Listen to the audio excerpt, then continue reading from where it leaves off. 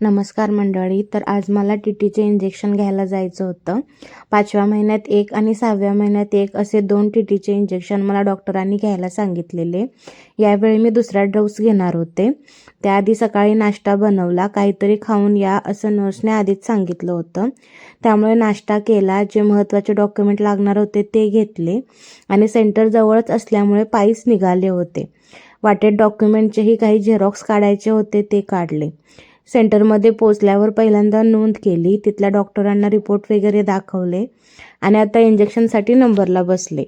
बऱ्यापैकी सगळे लहान बाळांनाच डोस द्यायला आलेले. जसा नंबर पुढे येत होता तशी भीती वाढत होती.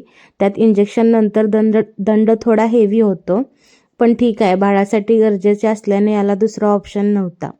घरी येऊन थोडं बर्फाने शेकलं आणि मग काही वेळाने हात मोकळा झाला. लास्टला ज्या कोणी प्रेग्नेंट मॉमीज माझा हा व्हिडिओ बघत असतील त्यांना एकच मेसेज देईन, काळजी घ्या, वेळेवर चेकअप करा आणि मन शांत ठेवा. भेटूया पुढच्या व्लॉगमध्ये. तोपर्यंत बाय.